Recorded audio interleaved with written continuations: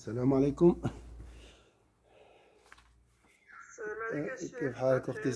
بخير لاباس؟ الحمد لله، وانت لاباس؟ صافا؟ الحمد لله بخير ربي ونعم. يعطيك القوة، رمضان وجايك. اي الحمد ربي لله. يعطيك القوة ان شاء الله. اي رمضان شهر القوة الحمد لله. الحمد لله. نبدأ إن شاء الله. أعوذ بالله من الشيطان الرجيم. بسم الله الرحمن الرحيم. بسم الله الرحمن الرحيم. الحمد لله رب العالمين الرحمن الرحيم مالك يوم الدين. إياك نعبد وإياك نستعين اهدنا الصراط المستقيم صراط الذين أنعمت عليهم غير المغضوب عليهم ولا الضالين آمين. اللهم صل وسلم على سيدنا محمد وعلى آله. سبحان ربك رب العزة عما يصفون وسلام على المرسلين والحمد لله رب العالمين. La suite, Inch'Allah, de notre cours concernant la sincérité, donc comment éviter l'ostentation. On doit faire attention à la fin. On a vu celui qui clôture veut étaler son action ou bien la montrer à la fin. Malheureusement, son action sera amoindrie. Et même l'imam ici, il a dit, s'il s'agit d'une prière obligatoire, malheureusement aussi, il doit la refaire. C'est très fort. Donc, l'imam a considéré que l'ostentation annule la prière. Hein, ça, c'est quand même très, très, très fort. Donc, il se réfère à ce hadith du prophète sallallahu alayhi wa sallam, rapporté par Ibn Majah, Al-amalu kal-wi'a'i idha taba akhiruhu taba awwaluhu. Alors regardez ce hadith, l'envoyé de Dieu sallallahu alayhi wa sallam a dit, l'œuvre est comme un récipient, si son fond est pur, sa surface l'est aussi. Donc ici, qui peut me dire c'est quoi le fond et c'est quoi la surface? Salam alaikum ma soeur Hanan, ma soeur Mélie, ma soeur Farida, vous allez bien? Wa alaykoum salam wa rahmatullahi wa barakatuh. Alhamdulillah. Ça fait longtemps, ma soeur Farida, la maman elle va bien? On va petit à petit, on va dire alhamdulillah. Et alhamdulillah, barakallahu fik, inshallah. Inshallah. Alors ici, l'œuvre est comme un récipient. Si son fond est pur, sa surface l'est aussi. Alors, ça c'est un hadith très important qui nous explique les signes de la sincérité dans l'action. Est-ce que vous pouvez m'expliquer qu'est-ce que vous avez compris de ce hadith?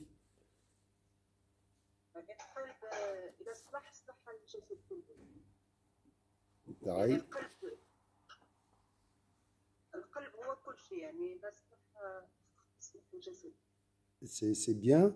Juste, ma soeur Hanan, on a vu juste avant, l'imam il a dit, si la personne à la fin de l'action essaye d'étaler, يحاول أن يرائي بعملي، يعني صليت 3 ركعات لله مخلصا، دخل شخص فأردت أن يرى أنني مواظب على صلاة الظهر مثال في وقتها.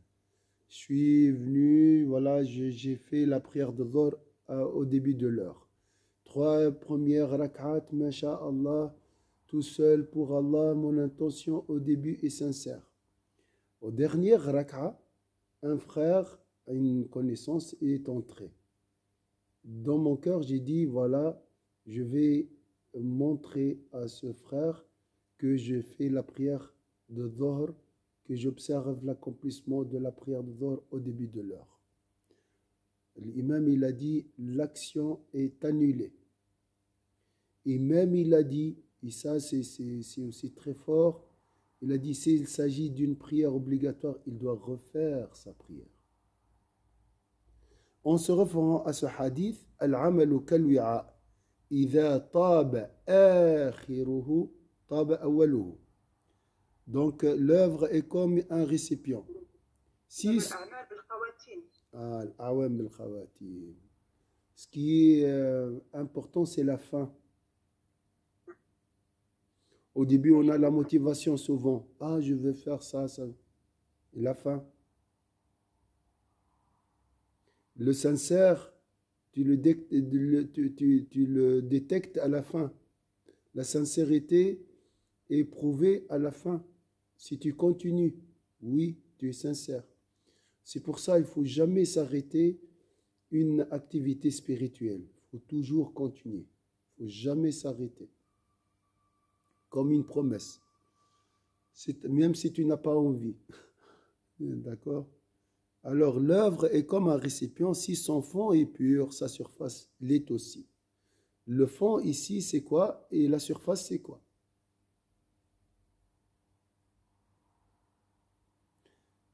En arabe, c'est clair, Hanan, ma soeur Hanan. C'est en français que la traduction elle est un...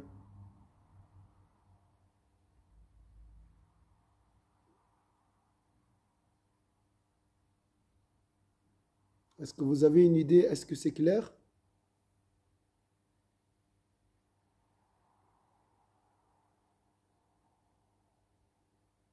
Donc, j'imagine ici un récipient plein d'eau. Hein, et il a dit, si le fond est bon, la surface aussi est bonne et pure.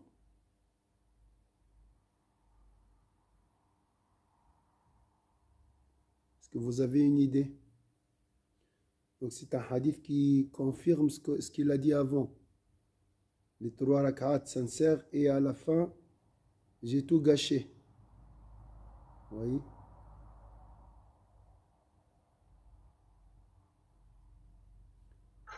يعني الماء سبحان الله الشيخ لما كيكون طاهر Non, فيه شويه نجاسه خلاص. non. S'il y a une impureté au fond du récipient, donc tout l'eau est malheureusement devient impur. D'accord? La même chose, si tu es sincère, sincère, sincère jusqu'à la fin, mais à la fin tu étales ton action, malheureusement l'action est amoindrie.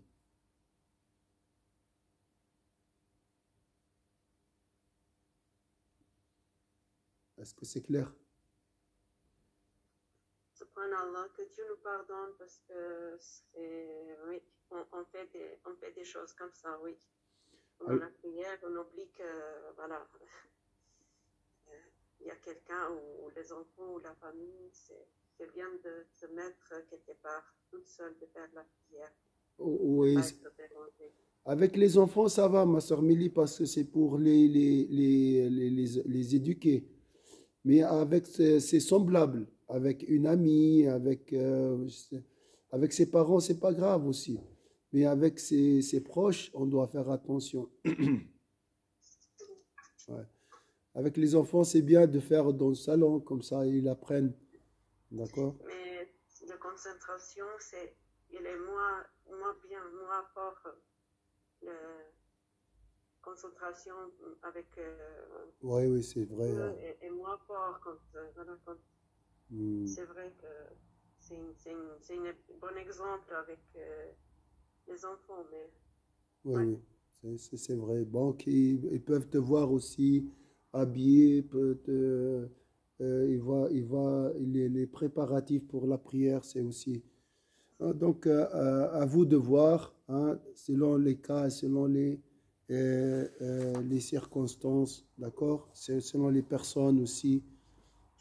Attention, juste, il a dit, après, si j'ai fait la Umrah, après je reviens ici, j'ai dit, Masha'Allah, j'ai fait une Umrah formidable.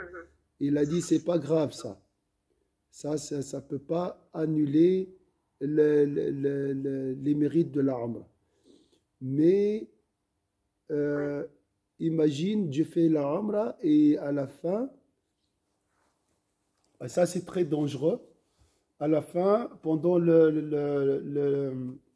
donc le dernier rite, je me filme et j'envoie une séquence vidéo. Voilà, je suis à la fin de la Umrah. Je suis à la fin de la Umrah, alhamdoulilah, c'était magnifique et tout. Là, hein, avec l'intention, hein, l'intention d'étaler mon action. Hein, je ne peux pas juger les frères et sœurs qui font des films ou bien d'envoient des séquences vidéo. Ça, c'est juste pour vous dire. Si l'intention d'étaler l'action, malheureusement, vu que le fond du récipient est impur, la surface l'est aussi. Donc, toute l'action devient invalide. Donc, il y a trois endroits où on doit faire attention quand on fait une action. Au début, au milieu et à la fin. Alhamdulillah, j'ai pas ça pour montrer que je fais la prière. Au début, quand j'avais commencé, oui, j'étais toute fière que je fais la prière. J'étais jeune. Mais bon, plus maintenant, ça fait longtemps quand j'étais jeune. Mais oui, ça m'arrive que je ne suis pas très concentrée à toujours pendant toute la prière. C'est ça qui me fait peur. Que je ne suis pas concentrée pendant toute la prière. Comme je t'ai dit, ma soeur Milly, essaie au début, au moins, d'être concentré au milieu et à la fin. Au moins. Inch'Allah, tu me rassures parce que... Oui, le plus important, c'est d'imaginer toujours que tu fasses la prière devant Dieu. Ça, c'est le plus important. Hein? N'oubliez pas ça. وروي أنه من راء بعمله ساعة حبط عمله الذي كان قبله. Alors, ici, un autre hadith, on rapporte aussi ces propos. Celui qui ostente l'œuvre d'une heure verra le mérite de celle-ci amoindri. Donc c'est dans le même sens. Hein. Attention à la fin. Hein. وهذا منزل على الصلاة في هذه السورة لا على الصدقة ولا على القراءة فإن كل جزء من ذلك مفرد. Alors ici il a dit ceci concerne l'amoindrissement du mérite de la prière en particulier, mais pas de l'aumône ou de la récitation du Coran. Donc si à la fin de mon aumône j'essaye d'étaler ou bien de me montrer généreux, il a dit donc la première partie est acceptée. Ou la récitation du Coran. J'ai récité 3 hizb. Au dernier hizb, j'ai essayé de montrer aux gens que je récite le Coran. Les 2 premiers hizb sont acceptés. Le dernier n'est pas accepté. Voilà, il a fait la différence lui-même entre la récitation du Coran et la prière. Comme si la prière est un bloc entier. Si tu perds la dernière partie, tu perds tout. Par contre, pour les autres, c'est en partie. D'accord?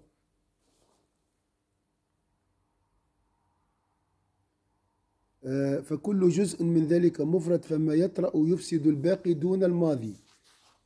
Donc ici, chaque partie est considérée à part. D'accord? Est-ce que c'est clair ici?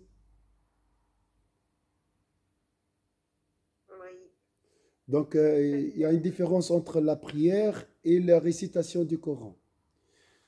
Comme j'ai dit, trois unités sincères et la dernière, pour les gens, toute la prière est fichue. Je suis en train de réciter le Coran. Voilà, j'ai récité 20 pages.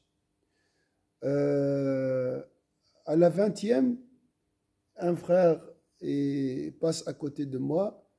Et là, mon cœur dit, montre-lui que tu es, mashallah, récitateur, que tu récites le Coran.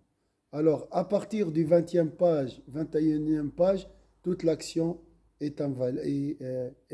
Les mérites de l'action sont amoindris.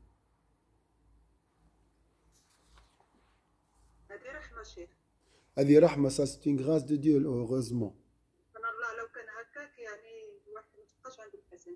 Voilà.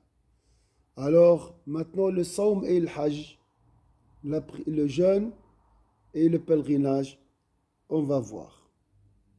Et le jeûne et le pèlerinage sont à considérer comme la prière. Comme on a dit, on doit faire attention. Le jour de Arafat, je fais de selfies. Voilà, je suis à la... regardez-moi, je suis en train de faire le pèlerinage, accomplir le rite de Arafat, qui est le Hajj. Arafat et le Hajj. Je suis dans Arafat, c'est un endroit. On doit passer par Arafat pour les pèlerins. Donc on doit faire attention. Là, malheureusement, tout le Hajj est invalide. C'est malheureux, hein? Il y a une préparation à faire pour le Hajj, non? Comment Hajj Une préparation à faire avant le Hajj d'aller au Hajj, non? Donc, la préparation est très importante parce que s'il y a l'intention. Ensuite, je dois faire attention pendant le Hajj. Je ne dois pas montrer mes actions aux autres. Moi, je vous déconseille de filmer pendant le Hajj parce que c'est une seule fois et on ne doit pas prendre le risque. Et chacun est libre. C'est vite fait, hein? On tombe dans l'ostentation. C'est très facile. Au début, des fois, on dit, ah, ça c'est juste pour encourager les gens à venir faire le Hajj. Et petit à petit, je dis, Masha'Allah, les gens, sûrement, ils ont une bonne opinion de moi maintenant. Je dis, Masha'Allah, elle est Hajj, elle est pieux, Allah l'a choisi. Voilà. On doit faire attention.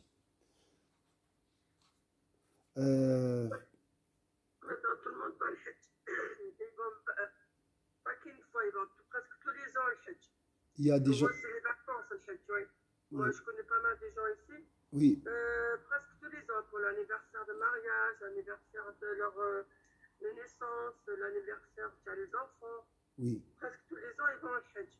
Pour moi, c'est pas normal ça. Quand on va le Hajj une fois, c'est bon pour moi. Je sais pas. Alors, le plus important, Allahu A'lam, je ne peux pas juger, mais je dis, attention, il ne faut pas perdre les mérites de Hajj. Ouais. Comme j'ai dit, des fois, une séquence vidéo annule tout le Hajj.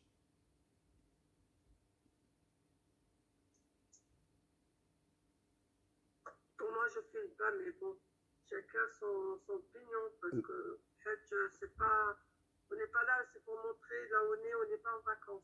Voilà, c'est pas vraiment une visite pour des sites touristiques. C'est pas ni, voilà. Donc, faites attention à ça, Inch'Allah, et dites aux gens qu'ils fassent attention. Le jeûne aussi, la même chose. J'ai jeûné toute la journée. Après l'Asr, je parle ici d'un jeûne surrogatoire, un lundi, en dehors du mois de Ramadan. Mais j'imagine que l'imam aussi considère que l'ostentation annule même le jeûne obligatoire. Alors après l'Asr, je suis avec des gens, je dis, ah, je suis très fatigué aujourd'hui, j'ai jeûné. Mais c'était dur, hein, c'était dur. D'accord? C'est la ruse du diable pour parler. Mais pourquoi parler? Des fois, on doit apprendre à se taire. Est-ce que cette information est utile pour le groupe? Ça sert à quoi? D'accord. Ils ont su que c'était dur. Et après? Est-ce que c'est utile pour eux? C'est pas du tout utile. Et selon l'imam, malheureusement, vu qu'à la fin, on a tout gâché, le siyam n'est pas le mérite, le siyam est annulé. Donc, si par analogie avec la prière, s'il s'agit d'un jeûne obligatoire, tu dois refaire ce jour. Donc, tu dois rattraper ce jour. Est-ce que c'est clair, mes sœurs?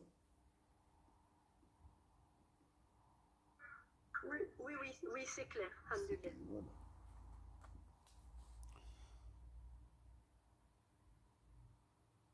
وأما إذا كان وارد الرياء بحيث لا يمنعه من قصد الإتمام لأجل الثواب كما لو حضر جماعة في أثناء الصلاة ففرح بحضورهم وعقد الرياء وقصد تحسين الصلاة لأجل نظرهم وكان لولا حضورهم لكان يتمها أيضا فهذا رياء قد أثر في العمل وانتهض باعثا على الحركات فإن غلب حتى إن محق معه الإحساس بقصد العبادة والثواب وصار قصد العبادة مغمورا فهذا أيضا ينبغي أن يفسد العبادة مهما مضى ركن من أركانها على هذا الوجه لأن نكتفي بالنية السابقة عند الإحرام بشرط ألا يطرأ عليها ما يغلبها ويغمرها.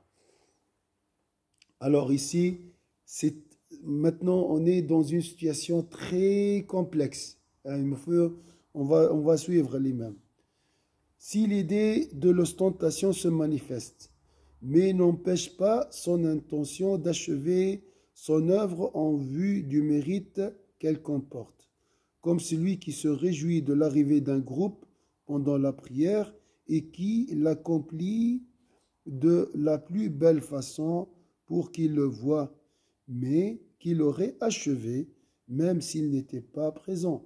Il s'agit ici d'une ostentation qui a influencé son œuvre et qui a suscité ses mouvements. Alors, c'est ça le mot qui peut nous expliquer tout. Si l'ostentation le domine et fasse son intention d'accomplir une œuvre sincère et son attente d'une récompense et que le but de son adoration devient ambigu, d'accord, alors son culte est corrompu, même si une partie a été accomplie. Est-ce que vous voyez ici? Donc c'est très subtil, hein? C'est très subtil. Je suis en train de faire la prière, d'accord? Mon intention c'est gagner hasanat, donc respecter, de se conformer à Allah. Mon intention est sincère, mais je suis envahi par le désir de montrer mon action. Est-ce que vous voyez ici deux groupes? Il y a la sincérité d'un côté, de l'autre côté, le désir d'étaler mon action.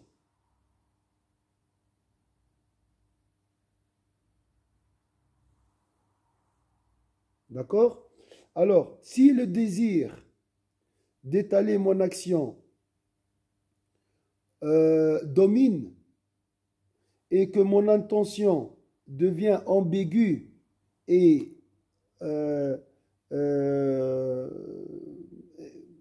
faible, dans ce cas-là, malheureusement aussi,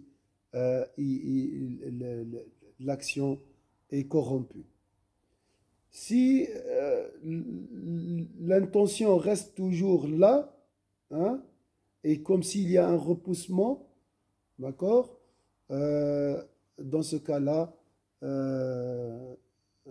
l'action, Inch'Allah, est acceptée. Ça demande beaucoup de vigilance, il faut contrôler son cœur. Hein. Il y a Shaitan aussi qui est genre derrière, pour pousser la personne à faire des choses qu'il ne faut pas faire.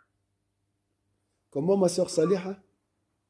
وكيعطيني الشيطان هو معنا دائما هو يبوس فينا نديرو حوايج خاطئين نكونو كونسونطري في حاجه في الصلاه هو يجي كوكسا العبد ما يشوفش ما بقاوش هو يدير. Exactement, il va te dire, regarde les gens, ils sont fiers de toi, sois fier de toi-même aussi. Hein, voilà. Et là, ce plaisir peut cacher ou bien envahir ou dominer la première intention qui était sincère. Donc on doit faire attention. Le désir de montrer son action et le désir de gagner les mérites de l'action. Donc on est entre deux. Vous voyez, il faut résister. Il faut résister. Faire attention. Il faut être solide pour bien résister. Ouais, Voilà, voilà. Parce que c'est un désir, hein. ouais, C'est un plaisir, hein. Alors, il y a aussi plusieurs avis. ويحتمل أن يقال لا يفسد لا يفسد العبادة نظرا إلى حالة العقد وإلى بقاء. Quand même, malgré cette attaque, hein, du plaisir d'étaler son action, j'ai l'intention toujours de faire ça pour Allah et gagner les mérites de l'action, hein, jusqu'à la fin. Hein, d'accord? Au début, c'était 100% l'intention. Et vu que j'ai subi à la fin cette, comment on dit, évasion, hein, ce sentiment de plaisir à montrer mon action est devenu 20%. D'accord? Donc 80% pour les gens et 20% pour le mérite de l'action. Ils ont dit quand même, alors vu qu'au début l'intention était sincère, et quand même il a gardé l'intention pour Allah jusqu'à la fin, peut-être l'action ne sera pas corrompue. Il y a quelques divergences entre les ulama ici. نظرا إلى حال العقد وإلى بقاء قصد أصل الثواب وإن ضعف بهجوم قصد هو أغلب منه. عليكم السلام عبد الرحمن. Car, alors ici, si l'ostentation le domine, efface son attention d'accomplir une œuvre sincère et son attente d'une récompense et que le but de son adoration devient ambigu, alors son culte est corrompu, même si une partie a déjà été accomplie. Car on se contente de l'intention première durant la sacralisation de l'entrée en prière, à condition qu'aucun autre but ne vienne la dominer ou l'obscurir. Et il est possible de dire aussi que cela ne corrompt pas le culte du fait de la condition première et de la présence de l'intention de la source du mérite, même si ce dernier est affaibli par, voilà, l'assaut. Il a dit, c'est l'assaut d'un but plus fort. Est-ce que c'est clair ici? Parce qu'on va s'arrêter ici. oui. Donc, alors, si l'assaut du plaisir à montrer nos actions est plus fort, il y a une divergence entre les ulama. Ils ont dit, alors, il ne faut pas que ce plaisir domine la première intention. D'autres, ils ont dit, si l'intention perdure jusqu'à la fin, d'accord, résiste jusqu'à la fin, même s'il est dominé par l'assaut du plaisir d'étaler son action, Inch'Allah, l'action n'est pas corrompue. On doit résister à cet assaut. D'accord? C'est le plaisir, c'est les passions. Hein, de toute façon, c'est comme ça dans la vie.